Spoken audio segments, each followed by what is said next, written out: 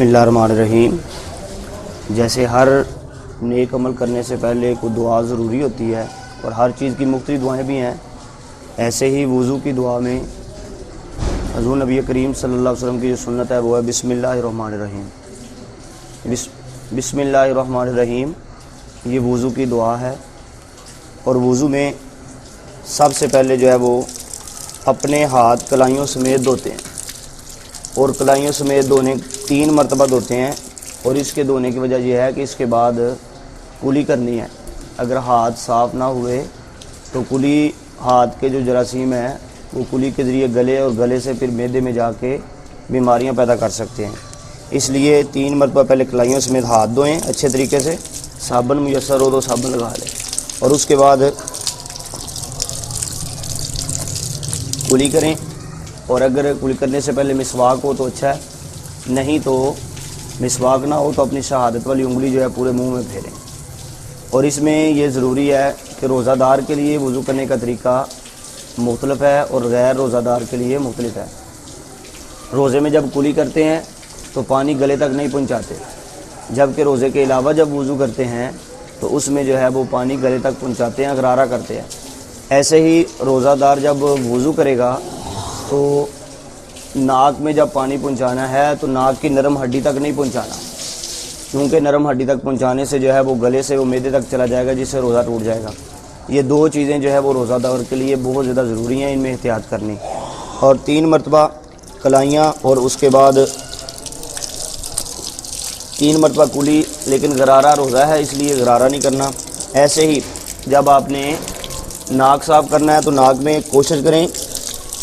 کہ بائیں ہاتھ کے ساتھ پانی ڈالیں، اور اس کے بعد یہ چھوٹی انگلی جو ہے وہ پہلے بائیں طرف ناک کے سراغ میں، پھر دائیں طرف ڈال کے ناک کو اسی طریقے 3 دفعہ پانی بہا کے اس کو صاف کریں۔ اس کے بعد جو سنت ہے اور جو سب سے پہلا فرض ہے وضو کا وہ ہے چہرہ دھونا۔ چہرہ دھونے میں یہ چیز یاد رکھیں کہ بال کے سر کی پیشانی کے پہلے بال سے لے کر یہ یہاں تک جو تھوڑی اس کے نیچے تک پانی پہنچانا ضروری ہے۔ ایسے ناک کے اس کونے، کان کے اس کونے سے لے کر اس کونے تک جو ہے وہ پانی پہنچانا ضروری ہے۔ اور 3 مرتبہ جو ہے چہرہ دھونا یہ نبی کریم صلی اللہ علیہ وسلم کی سنت مبارکہ میں سے ہے۔ اور اگر کسی کی داڑھی ہو تو اس نے ساری داڑھی کو پانی نہیں پہنچانا، بلکہ وہ اس کا خلال کرے گا، اور خلال کرنے کا طریقہ یہ ہے ہاتھ تر کریں، ہاتھ تر کر کے نیچے سے 1 مرتبہ بس ایسے کر دیں، بس اس سے زیادہ مرتبہ خلال جو ہے وہ سنت نہیں ہوگا، صرف 1 مرتبہ خلال سنت ہے بس۔ اس طریقے سے اگر 3 دفعہ وہ اپنا چہرہ دھوئیں گے،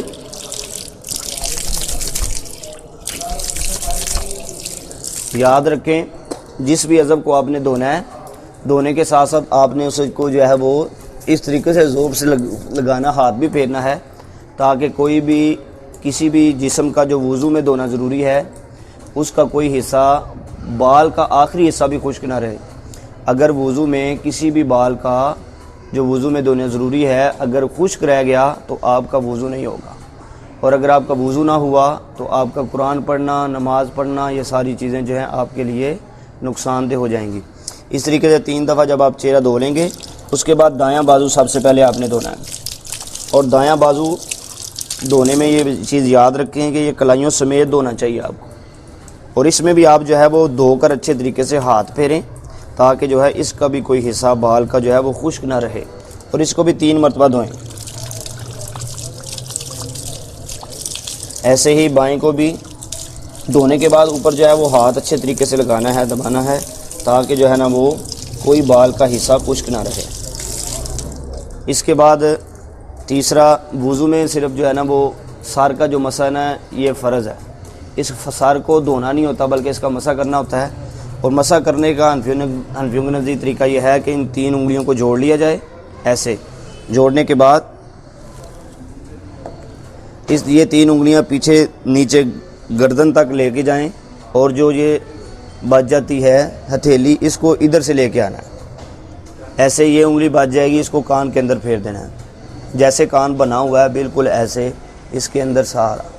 اور یہ انگوٹھا جو ہے انگوٹھا کو کان کی بیک سائڈ پہ پھیر دینا، اور یہ ہاتھ کا بیک سائڈ والا یہ حصہ رہ جائے گا، اس کو اپنی گردن پہ پھیر دینا ہے۔ یہ گردن کا مسح ہے۔ نبی کریم صلی اللہ علیہ وسلم فرماتے ہیں جو وضو میں گردن کا مسح کرتا ہے اس کی گردن جہنم سے آزاد ہے، اس لیے گردن کے مسح میں بھی سستی نہیں کرنی چاہیے تاکہ جہنم سے آزادی مل جائے۔ اس کے بعد جو آخری فرض رہ جاتا ہے وہ ہے پاؤں کو دھونا۔ پاؤں کو دھونے میں پہلے آپ نے دایاں پاؤں دھونا ہے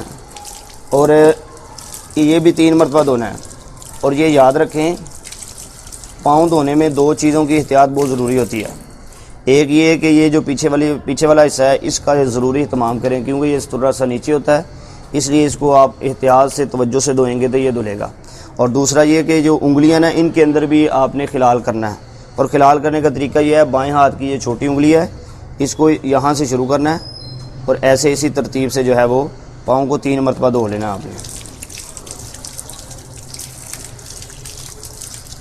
ایسے ہی جب آپ بائیں کو دھوئیں گے تو یہاں سے سٹارٹ کرنا ہے، دائیں کو آپ نے چھوٹی انگلی سے سٹارٹ کیا ہے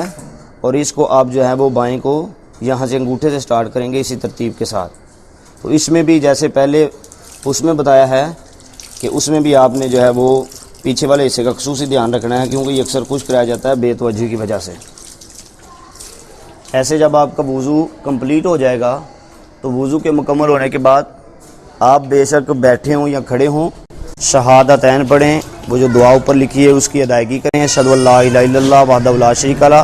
واشہد ان محمدا عبدہ ورسولہ، کیونکہ نبی کریم صلی اللہ علیہ وسلم کا فرمان علی شان ہے جو شخص وضو کے بعد شہادتین پڑھتا ہے اللہ تعالیٰ اس پہ اتنا راضی ہوتا ہے کہ اس کے لیے جنت کے 8 دروازے کھول دیے جاتے ہیں، جس دروازے سے وہ چاہے گا وہ داخل ہو جائے گا۔ تو ایسے ہی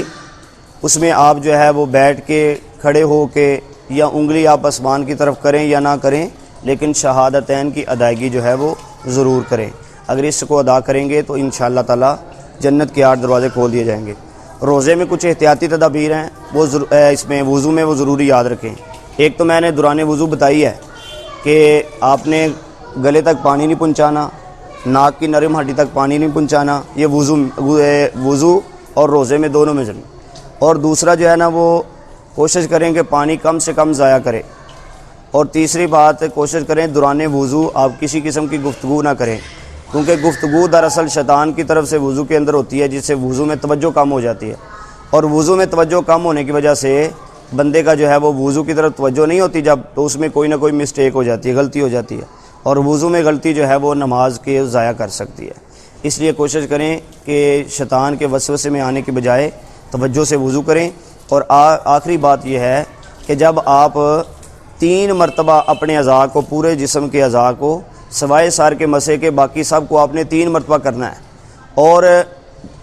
اگر آپ 3 مرتبہ اپنا چہرہ دھو بیٹھے ہیں، اگر آپ کے ذہن میں یہ خیال پیدا ہوا ہے واہم کہ شاید کوئی حصہ خشک رہ گیا ہے، اگر تو یقین ہو کہ خشک رہ گیا ہے اور نظر آ رہا ہو تو دوبارہ وضو کی ضرورت نہیں ہوتی، بلکہ اسی پر آپ دوبارہ اپنا ہاتھ پھیر کے اس کو تار کر لیں۔ اور دوسری بات یہ اصل میں یہ بات یاد رکھیں کہ نبی کریم صلی اللہ علیہ وسلم کی جب سنت بندہ پوری کر لیتا ہے نا کہ 3 مرتبہ اس نے اپنے اعضاء کو دھو لیا ہے، اس کے بعد اس کے ذہن میں جو مرضی وسوسہ آئے اس کو اس کی طرف نہیں دیکھنا چاہیے، کیونکہ وہ شیطانی وسوسہ ہے۔ شیطان چاہتا ہے کہ نماز میں، کیونکہ بندہ جب 3 مرتبہ سے زیادہ دھوتا ہے نا تو پھر وہ خلاف سنت ہو جاتا ہے، اس لیے اچھے طریقے سے جب آپ 3 مرتبہ دھو لیں تو پھر آپ یقین رکھیں کہ میرا وضو کمپلیٹ ہو چکا ہے، کیونکہ اس سے زیادہ دھونے میں شیطان کا جو ہے مدد ہوگی اور اس سے وضو کا ثواب جو ہے وہ کم ہو جائے گا۔ وما علیہ الا البلاغ۔